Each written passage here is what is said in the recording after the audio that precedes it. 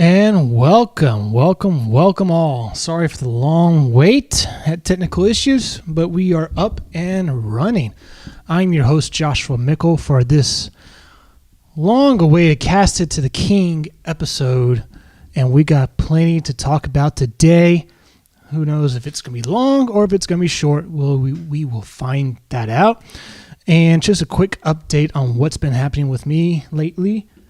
For those of you that didn't catch my little update from the Legarius Sneed live reaction video, I have finished my 6th treatment of chemotherapy, and that is finally in the rearview mirror, and it's going forward. The steps that I'll be taking is going to be it'll be a challenge for sure. It's still a challenge to still get my strength back up, but it's well worth it. It's well worth it. And if I had if I theoretically had like a 7th or 8th treatment, that will be this upcoming week, next week.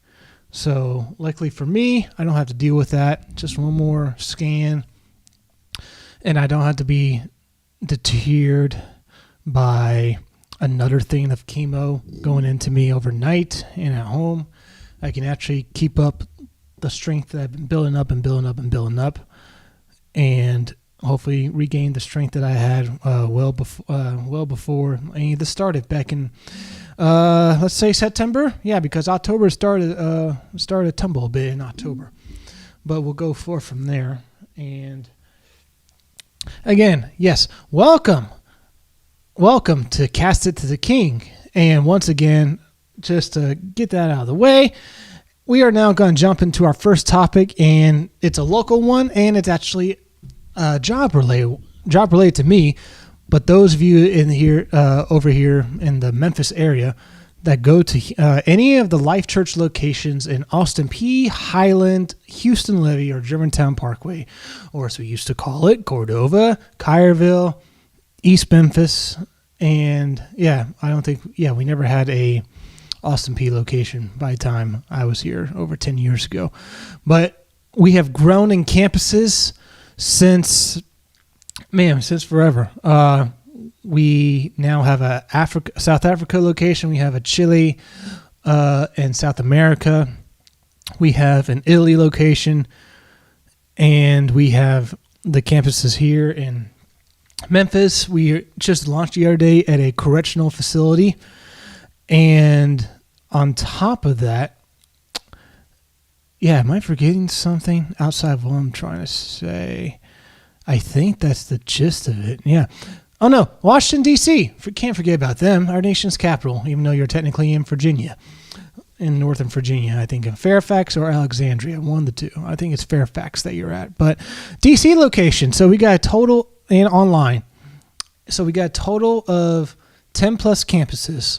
And now, starting this fall, it was just announced that the Life Church Nashville finally coming to the Music City, finally planting a flag in the 615 area code.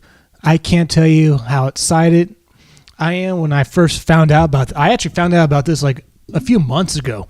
So trying to keep my mouth shut about it, it was no issue at all. But in terms of this particular announcement, it really, I can't say enough of how much I have been clamoring for something like this ever since I was an Access student, ever since they started building out different locations, as we're calling them now, not campuses anymore, different locations that we've had and whatnot, and now going towards Nashville now, to finally have a church planted up there is going to be something that we are going to be looking back on as a great accomplishment by this church. The city has reached many heights. It's one of the fastest growing cities in the United States, and they call it Nash Vegas for a reason. The Los Angeles of the Mid-South, essentially. And I know there are many of those Memphians that will detest Nashville that little rivalry that there is between Memphis and Nashville, like there is San Diego versus Los Angeles.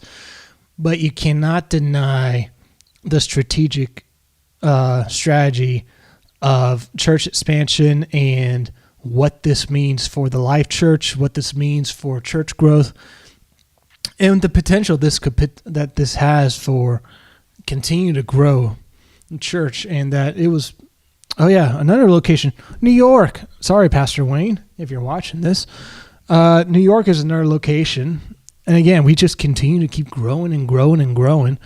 And the word has it around the parts where I'm working at is that they want to get, they're ambitious, is that they want to have by somewhere in 2032 or something, they want to have 20 plus locations by 2032, I believe. So if they, again, I thought there was, when I first heard that number, when I was hired on back in 2022, I thought, okay, that's pretty ambitious, but how realistic is that? How realistic can that really be? And so we launched South Africa. We launched, we've had New York, but they've launched their official building now, so they're no longer moving around. We've launched DC. We've launched Italy. Our online community continues to grow. We've launched the correctional facility. Just in the past year or so, and now going into 2020, now still in 2024, this is really something special for them to finally announce Nashville. And when I said they should be doing this in Nashville back in the 2010s when I was an Access student, I was laughed on.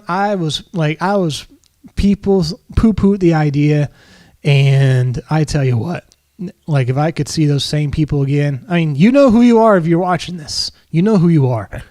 But just to go back in time and show them this right here, I'd be like, who was, I don't sound too crazy. And yet another thing, I'm not saying I'm Nostradamus or a prophet or whatever, but when it comes to predicting stuff of what the Life Church could be doing with Access, their new facility, auditorium in Collierville, things I've said that could be, will be, should be, have actually all pretty much come to pass. The only thing that's left is that I've said that the Access conference event is going to get so big to where they're going to have to rent out a bigger facility, such as the FedEx Forum here in Memphis. So that's the lone thing that's yet to happen in terms of a checklist of what my predictions have been for this church. But we have grown a whole lot since 2010, just leaps and bounds, and being able to jump back into this church community in 2022, it's like the beat's never been missed. We haven't missed a beat with anything, with our production, with our volunteers, the great teams that we have. We haven't missed a beat at all. And for those that are wondering, and I keep forgetting it, it's just popping in my head, Massachusetts is another location. We have so many locations. We have so many locations. And so the unique thing about this situation in Nashville, because like New York and Massachusetts, they were pre-existing churches that we adopted into the Life Church family. And we are going to do that once again with a church called The Hills in Nashville. And they had just built out a brand new facility a few years ago, and they're going to shell out money to revamp this building and get the latest stuff in there to relaunch this as Life Church Nashville proper for the fall and September of 2024 this year. And so when that is going down, it's going to be something to behold, because the announcement was made a week or so ago. this past week, essentially this past Sunday. And yeah, they announced it at their church, and they were going back and forth as to the pastors there. Funny enough, their pastor is also named Pastor John. The conversations that they've said that they've had with the Life Church is pretty interesting, of like the relationship going as far back as 2010, funny enough, or 2008. And then they launched the Hills in 2014. And for that to be like the little seed that was sown, and then they would eventually like come into the Life Church family and be able to have and share the vision that we have in Memphis and now spread it through Nashville. It's something to behold. And this is something where if someone like Ben or Aaron Austin was here, or whoever from the church, like they could probably explain more than I could in terms of like the spiritual impact this could have. But in terms of just in terms of the announcement alone, the reaction from what I got from Houston Levy, at least, is that it was generally ecstatic and folks were loving it. And the same goes for the Hills Nashville Church, where they announced it on their end, and there was, it had the same pop. So so that pretty much wraps up this segment for, once again, like just seeing that skyline and the logo of the L, Life Church, Nashville. Just something I didn't think was going to happen for a long while, if ever. But it's actually happening in my lifetime, and it's actually happening pretty soon. So that's that. All right. Next up on our topic discussion list, it's one where I am going to rip to shreds with, is that the NFL, let's just set the stage. Let's just set the stage here. Let's set the stage. We know that the NFL media landscape despise Nashville. They despise small market teams. And we know that. We understand that. And yes, hey, we get it. You don't like us. So what? You like the big cities like New York. You like LA. You like San Francisco. You like the sexy teams now with Kansas City and Patrick Mahomes, and Buffalo with Josh Allen. Now Houston is now coming up with C.J. Stroud and company, and they just traded for Stephon Diggs. Now with that set for you, ever since Mike Vrabel was fired from the Tennessee Titans, I have not seen such a love fest for a head coach like this, because when he was our head coach, where was the love? When did this all start in terms of the love fest that we have been seeing bootlickers essentially in the NFL media give to Mike Vrabel? From folks over at NFL, ESPN, NBC, Pro Football Talk, which we'll get into in a minute. It's ridiculous. It really is, because there's no way, there is no one event where someone can tell me, it's that was the moment where the NFL media said, we love Vrabel. Hallelujah. We will bow down to the altar of Vrabel. He can do no wrong. Little do folks know that people do their research. They don't know why he's fired. How dare they fire Vrabel? He had a winning season. He was the coach of the year 2019. He took him to the AFC Championship game. Yay! It's not his fault the roster was bad. Actually, it was in 2013. It was partially his fault, Andre Dillard. Never mind the fact that he picked Dennis Staley as his left tackle in 2022 and didn't let Dylan Ravens play until the final 3 weeks of the regular season until he got injured again. Oh, never mind the faults of Vrabel. He can do no wrong. Vrabel can do no wrong. And then, when he's fired, it's he's going to get a head coaching job right away. Oh, look, the Chargers must be stumbling, to get to the phone to call up Mike Vrabel. Well, they actually didn't fire Mike Vrabel. They actually hired an offensive guy that's not a defensive guy and a controlling, egotistical guy like Mike Vrabel. None of that actually happened. So now we're coming up in the NFL draft. Oh, excuse me. We're coming up in the NFL draft. And now we have heard from, once again, Pro Football Talk, NBC, NFL on NBC, YouTube. You have Chris Sims, and then you have his compadre. I'm sorry, I'm butchering the name right now. Off the top of my head, who he's always co-host with. And Peter King sometimes comes on with him. I'm butchering the name right now because I got the video all ready to go. But before I get to the video, what I'm about to play for you is so ridiculous in nature that it shows the ineptitude of the NFL media not doing their jobs, of doing their research, of why teams did what they did, why teams are hiring folks who they're hiring, and also why the teams are doing what they're doing. I think I just said that. But anyways, Andre Dillard was a Mike Vrabel hire. Was a Mike Vrabel signee last year. It was well documented. We signed him thinking Mike Vrabel said, "Hey, we can't get worse than Dennis Daly, right? Let's bring him in." He was a former first-round pick. Sure, he got beat up by a rugby player that had no NFL experience. That turned out to be a really good left tackle for the Philadelphia Eagles, by the way. Never mind that. He can't do well at right tackle or guard. So he's a very decent backup. I think he filled a third string, for crying out loud, in Philadelphia. It doesn't matter. Let's sign him to a 3-year contract almost worth $30 million.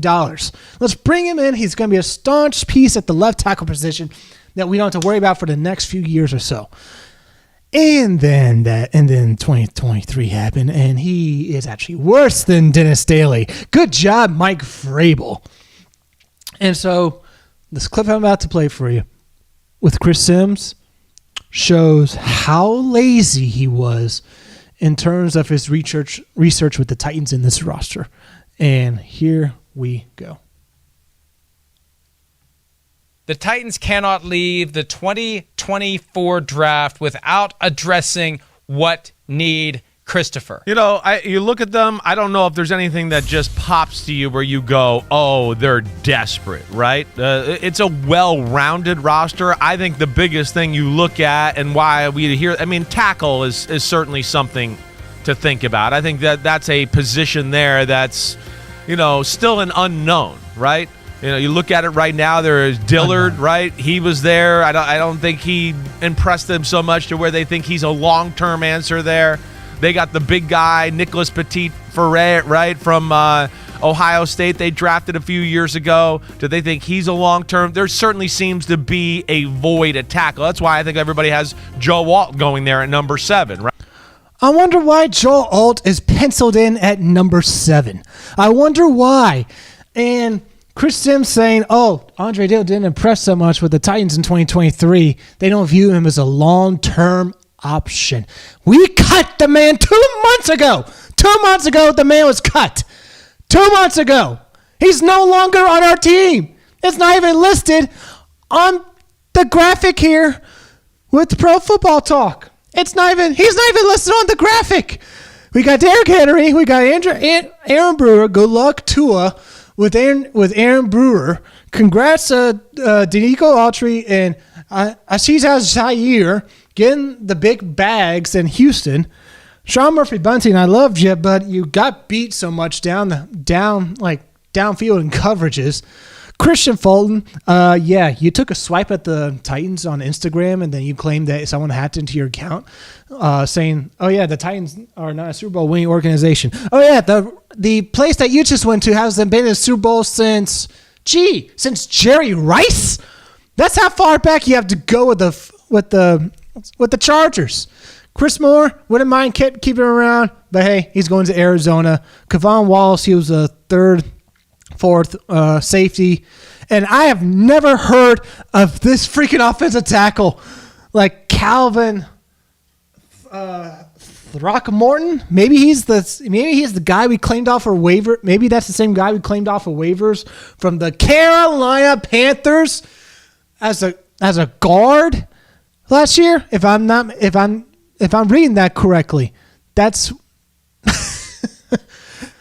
Andre Dillon's not on this. Andre Dillon should be on this list of departures. He should be, but he's not because they don't do their research over at Pro Football Focus. Chris Sims, you lazy, you know what? This is ridiculous.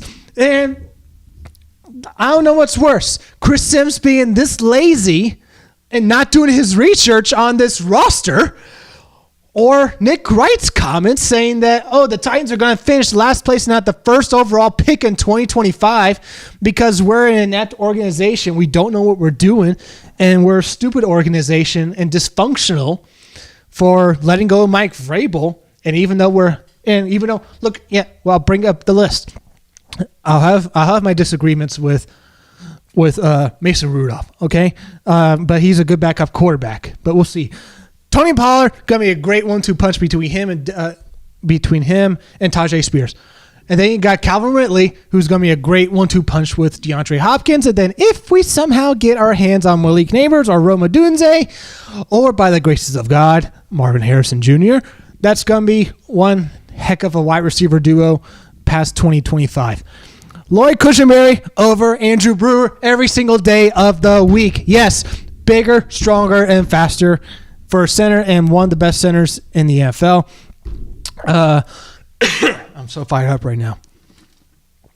Charles, the guard/tackle from Washington, gonna be a plug-and-play kind of guy.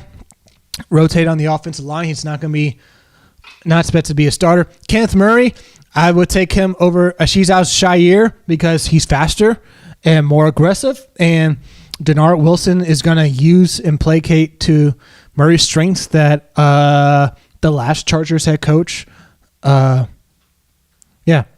Staley. Big defensive guru in in LA land with the Chargers.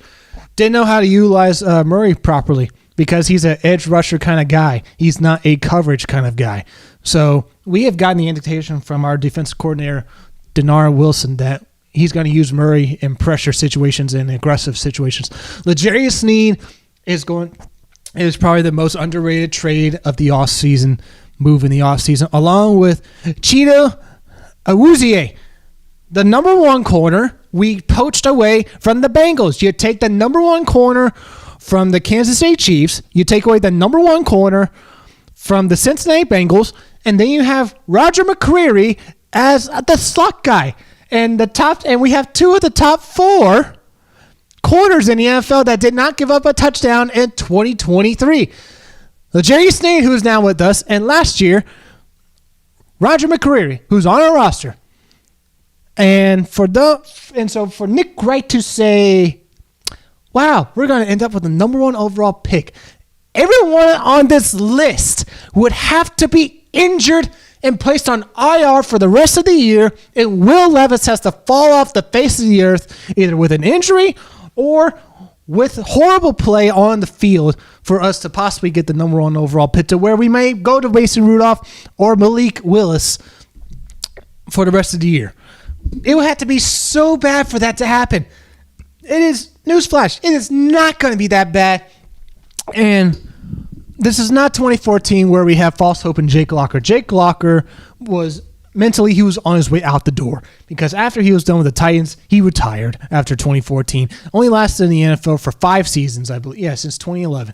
2011, 2012, 2013, 2014. No, he didn't even, wait, am I getting that right? 2011, 2012, 2013, 2014. Yeah, I don't think we picked up his 5th-year option. I don't think, because 2015 was Marcus Mariota. So, yeah, he only lasted 4 years in the NFL. We didn't pick up his 5th-year option. Didn't last for us that long. And our owner, for those that say we are dysfunctional, look at what she has done for this team ever since taking it over in 2016 and what she's done for the city with this team.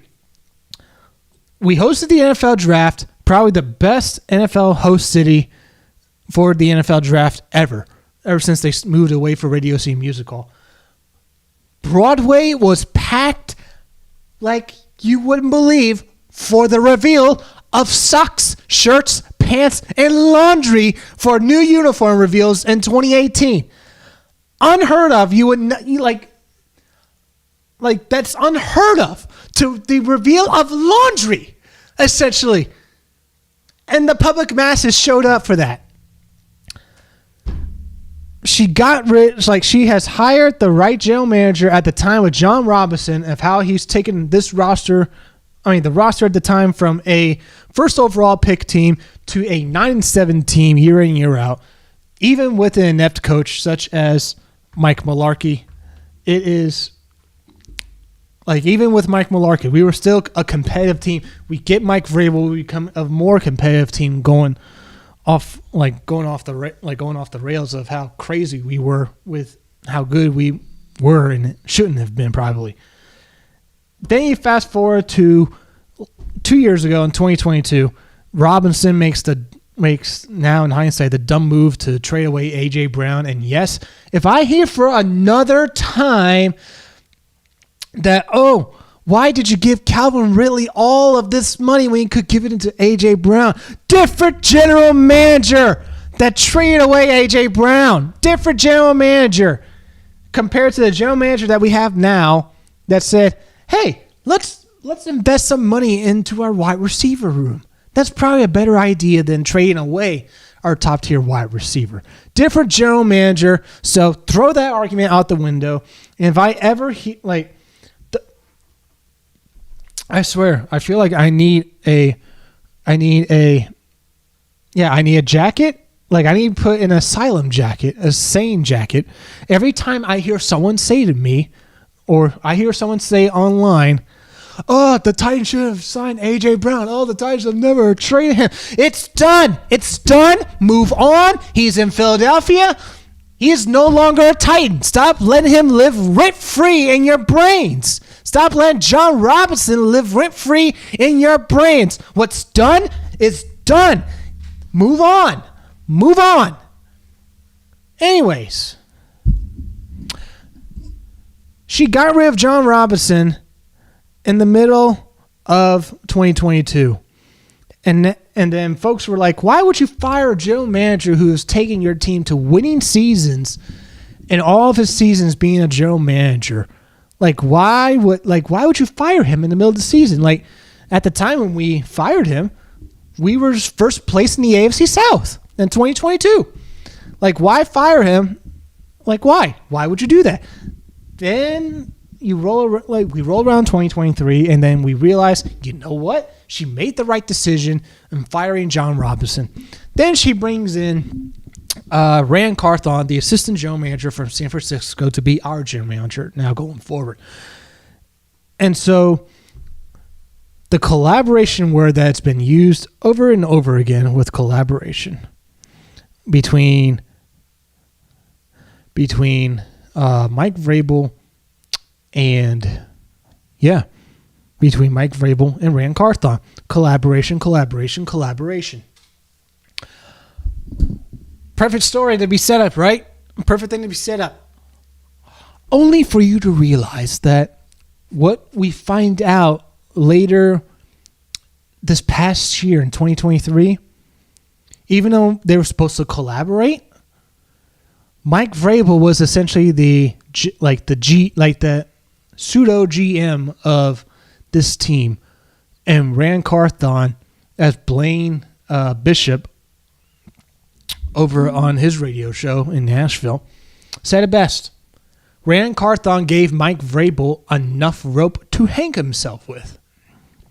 He gave him enough rope to hang himself with to where when you look at the 2023 results and wins and losses and the roster production, you can say, those are Mike Vrabel's moves of why we didn't reach our full potential despite us having cap issues this past year, which could have been avoidable. It could have been avoidable. He didn't want to get rid of Ryan Tannehill. That could have freed up $18 million at least.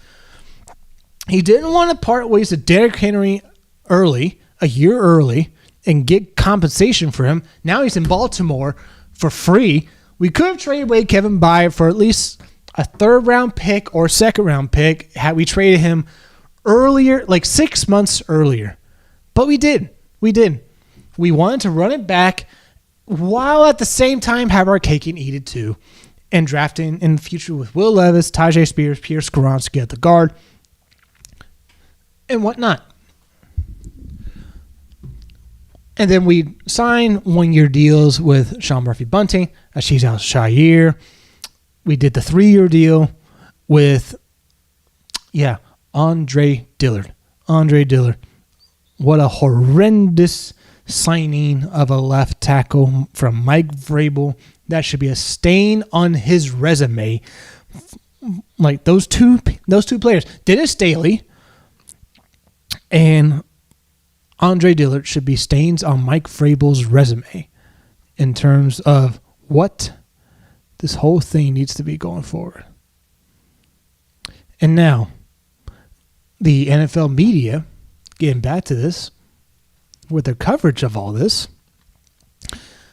think, Mike Vrabel did nothing wrong. If you do proper research with the team, with management, with local radio pundits here, they will tell you there's a reason he was fired. There's a reason he was let go. It don't matter if he was coach of the year. You know who else was coach of the year? Matt Nagy with Mitch Trubisky as his quarterback. Where's he now? Oh, yeah, that's right. He's not in Chicago. They let him go, I think, after a year or two being the head coach there. He's gone. It don't matter if you win coach of the year. Brian Daboll won coach of the year, I believe, a few years ago with Daniel Jones. There's a good chance he might not be there next year. If they underperform for the New York Giants, there's a good chance he'll be gone.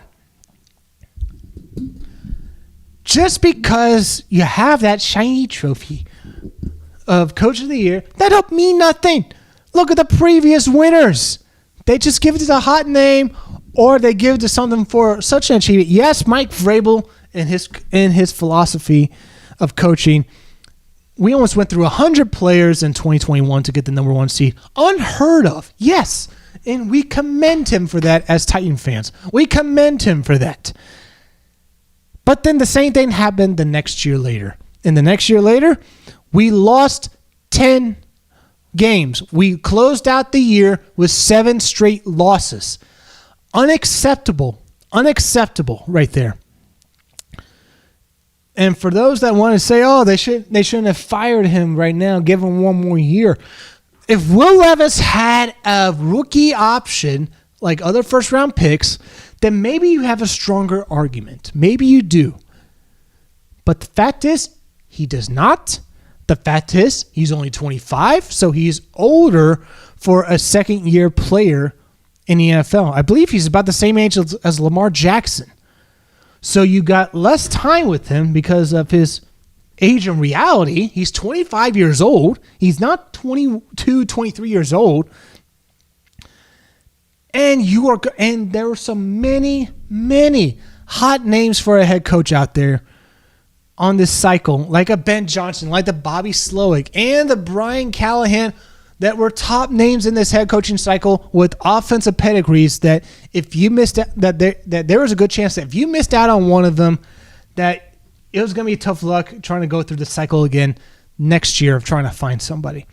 The Titans ended up letting Mike Vrabel part ways. We fire him, and we actually grab what was ultimately, after Bobby Slowick said, no, I'm not going to be a head coach. I'll do another year of offensive coordinating in Houston. Ben Johnson said, no, I don't want the Washington job. I will go back to Detroit so we can maybe try to get an NFC championship game or get to the Super Bowl. Those 2 names are out, which means Brian Callahan was top number 1 name. Top number 1 name. And he chose Tennessee. He chose it over Atlanta. He chose it over LA. He chose it over Washington. He chose it over a bevy of teams. Denard Wilson, the Mike McDonald, I believe his name is, the defensive coordinator, now head coach of the Seattle Seahawks. He leaves, and the secondary DB's coach, Denard Wilson, right up next in line to be the Ravens' next defensive coordinator. He got so many interviews for defensive coordinator in this cycle. It probably would have been best for him, like most folks, it would have been best for him to stay one more year in Baltimore to be their defensive coordinator.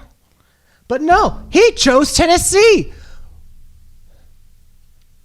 Do you see the pattern here? Mike Vrabel leaves. Top-tier guys that folks are interested in want to come to Nashville now. Our signees and our trades, everyone you look from top to bottom, can make a good argument that almost 3/4 of this list is not signed with us if Mike Vrabel was still the head coach.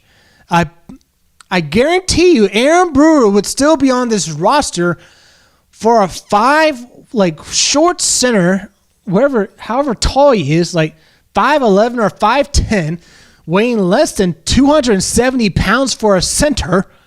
That game against the Buccaneers with Vita, he just threw him aside. He just threw him aside like he was a bag of peanuts. Like he was a bag of chips. Just threw him aside. That Tampa Bay game. That was pathetic. That was just so pathetic of Aaron Brewer. And how he was ever a guard the year before, I don't know how that happened.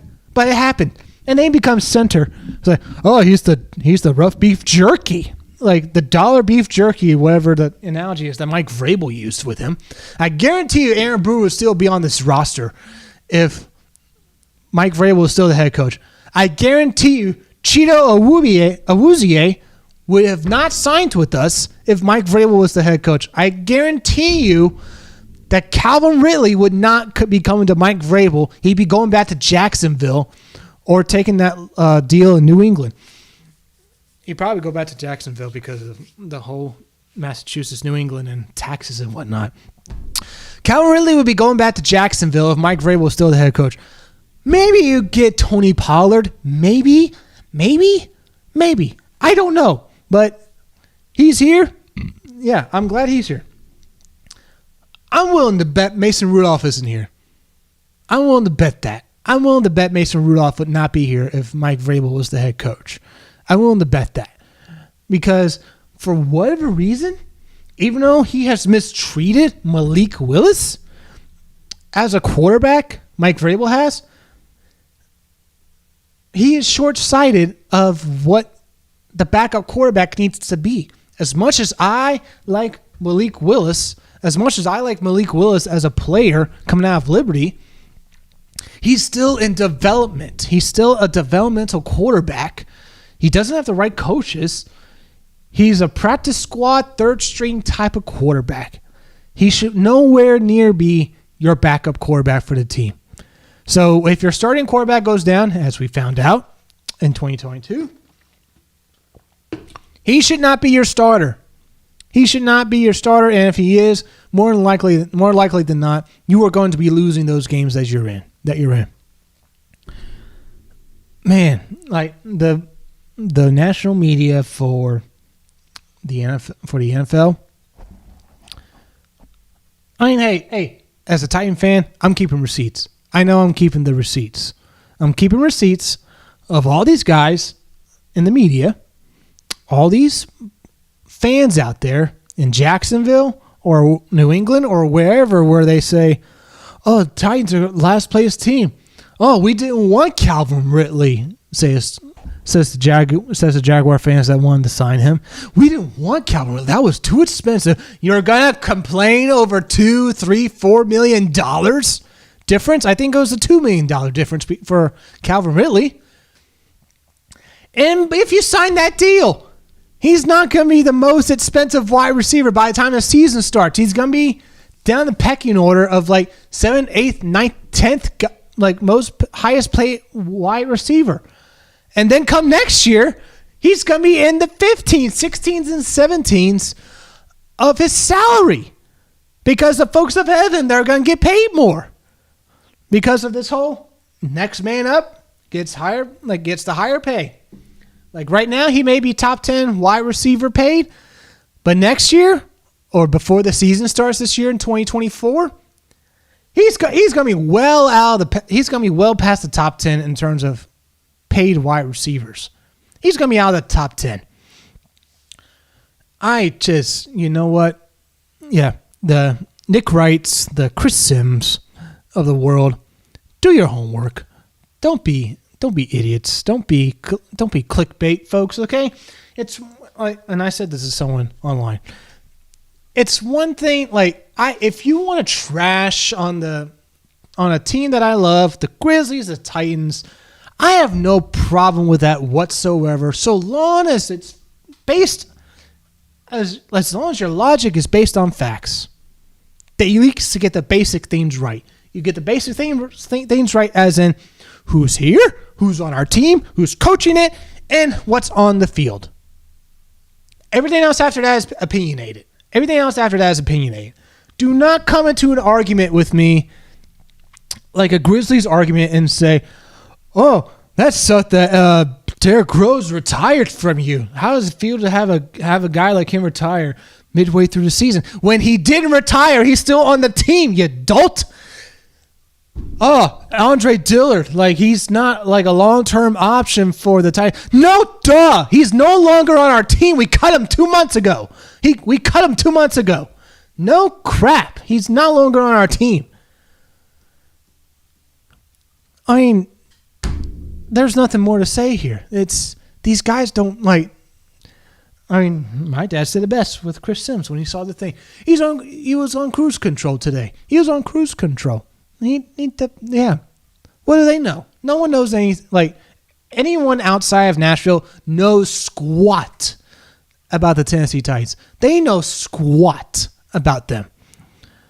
And so the arrogance and the audacity that we hear from them, it's ridiculous.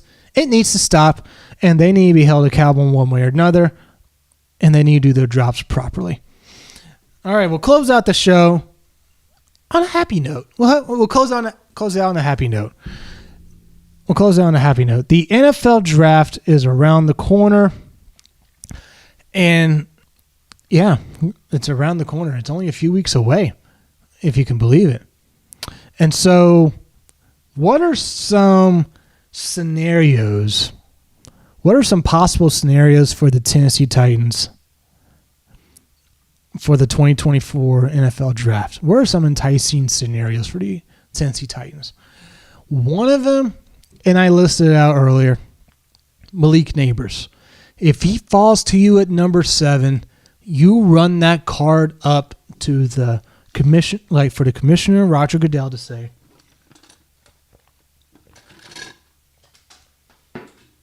and you go work. You run like crazy to get that card up to him and say, with the 7th pick in the 2024 NFL draft, the Tennessee Titans select Malik Neighbors, wide receiver, LSU. You do that, you have one of the top NFL wide receiver rooms in the NFL. DeAndre Hopkins, Calvin Ridley, and Malik Neighbors is your number 3? Your number 3 wide receiver. And if Traylon Burks gives you something, that's icing on the cake. That's a number 4 for you. So that's enticing. The scenario one I want to go over. I want to go over different scenarios, but here's the first one. Malik Neighbors or Rome Odunze with your 7th pick, and then you must draft offensive tackle in the 2nd round with your 38th overall pick. And the guy they have to go after is the beast out of Houston, Patrick Paul. The dude has given up only 2 sacks in the last 2 years starting at left tackle. They're saying he's a project kind of guy. He's a developmental kind of guy. But he's got that body. He's got the arm lengths. And he's got the tenacity on film that with Bill Callahan coaching him up, he could arguably in 2 to 3 years be on par where Joel Alt is right now coming out of the NFL. Coming out of the NFL draft. That's how good Patrick Paul could be under Bill Callahan. Scenario number 2. and this involves a trade.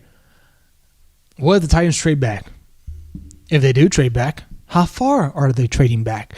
Are they going to trade back with the Vikings for their 2 first-round picks? If they want to grab J.J. McCarthy if he hasn't been taken already? And then with those 2 picks, what do you do? Do you go best available wide receiver and then tackle? Or do you go best tackle available and then wide receiver? I have seen mock drafts where Olu Fashanu, the tackle out of Penn State, fall all the way to the Bengals in the late teens. And even if we trade as far back as the Saints at 14, even if it's that far back, Olu Fashanu could still be there, and that could be another solid pickup for left tackle for you. And then you can draft the Oregon wide receiver, the Texas wide receiver that may be available in the second round, or the South Carolina one that may be available in the second round for you. Option 3. I did not think about this option until today, and it would be a juicy one, in my opinion. Titans don't move at all.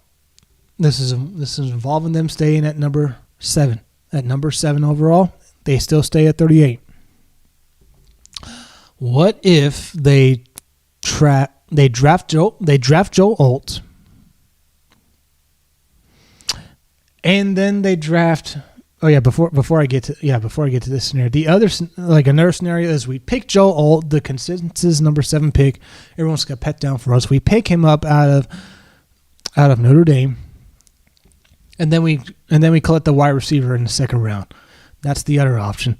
The option that I just thought of today would be intriguing. You get Joe Alt in the first round, and then the second round, you get Patrick Paul. There's your left tackle, check mark. There's your right tackle, check mark. You already got Pierre Skoronski from last year for left guard, check mark there. You just picked up Lloyd Cushenberry from the Broncos, one of the best centers in the NFL. Only gave up 2 or 1 sack this year. Check mark there. The only thing you have to worry about is the right guard. And Daniel Brunskill looks to be holding down that job unless Dylan Radins can give him a run for his money in camp with the coaching staff. But you got 4 out of the 5 offensive linemen set for the next 5 years. 4 out of the 5 set for the next 5 years. With Patrick Paul moving to right tackle, Joe Alt, you're there at left, Pierre Skoronski, you're at left guard, Cushenberry with the cushion at center. That is one heck of an O-line that could be probably one of the top 5 O-lines in the NFL for the next 5 years, possibly. Possibly. Who knows? Maybe the development of Patrick Paul doesn't turn out the way it's supposed to be, or maybe Joe Alt is overblown and it'll be another Isaiah Wilson situation for us. Who knows? But the potential for there to be a top 5 offensive line for Will Levis to not have to worry about his right side or his blind side when he's trying to do those deep heaves to Calvin, DeAndre, the slant routes to Traylon, Kyle, or NWI, or whoever it is in the slot. You essentially say, we are done with the O-line. We are finally done addressing the O-line. Let's get the skill position players now. Let's just focus on that. You have a chance to do that. But man, oh man, oh man, the potential to, with your first 2 picks, for you to shore up the left and right side of your offensive line for the next 5 years is something to behold. But there's a good chance that we're just going to take the tackle, and then we're going to take a skill position at number two. And then with our later picks, we're going to grab some folks in the skill positions and get a guard or another tackle going forward.